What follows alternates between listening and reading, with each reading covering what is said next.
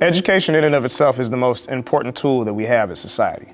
It's the one thing that we see when certain areas of the country of our world don't have it, the people suffer, society suffers, civilization suffers. I think education is probably the most important part of our percussion trio, and it's where we get our name, Lineage Percussion, as well, is that it's an homage to our teacher and his teacher's teachers as well, and the ways in which we can advance that. When we take it to the schools, it really allows the students to really open up their minds, open up their eyes and ears and their hearts. Because being able to be creative is the way for us to reach down and understand ourselves and each other a lot better.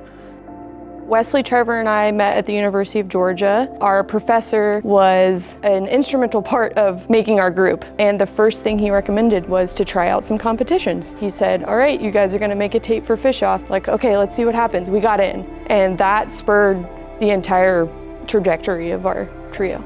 We came back the next year, and that's when we medaled. Since then, I mean, we've kind of blown up in this percussion world. We're one of the only trios that exist, so that's why we're really passionate about making new music ourselves and then also commissioning composers. It's really important to us to add to the repertoire.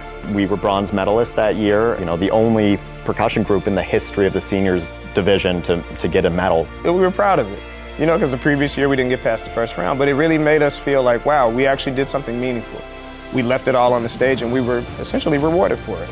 We may not have gotten gold in the win division or the grand prize, but at the end of the day, we make great art.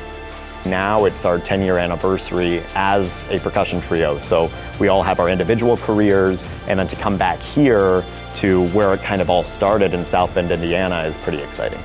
To receive the Ann Divine Educator Award, it actually really just highlights the work that we've been doing. I feel like we do a very good job of connecting to the communities that we're asked to be a part of. It's truly an honor for us to receive this award and be able to carry on her legacy of this educational component of Fischoff. When we got introduced to the Stories in Music, they gave us 3 choices of books. One popped out to us. It was Ms. Nelson is Missing. We're like, I've heard that before, but I'm not sure. And the minute that we saw the beginning of the book, it was like, oh, yep, there it is, because the illustrations of the book are so iconic. Indiana is focused on literacy, especially for second graders. And so we really wanted to make sure that we highlighted that for them.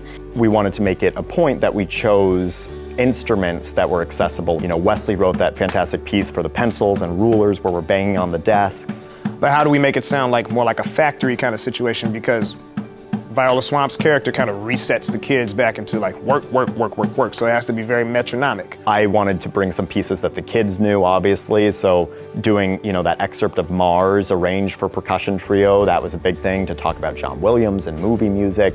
I think that's important, especially at the age group we're targeting, which is really elementary school, middle school, where students can get that spark of seeing someone up there, and especially someone that may look like them as well, too, because, just looking at us as a group, our teacher used to tell us, the 3 of you standing on stage together, in harmony, that's a statement in itself. And not only that, we can show them so many different types of music in a very short amount of time. It gets them curious and engaged. There's a spark in their eyes or in their minds every time, and you can see it every time we play a note. When we're able to connect with students, that's one of the greatest joys we've ever had. The kids have gone insane in the best way. They've been so excited. I think my favorite throughout the week has been one kid who sat in the front row.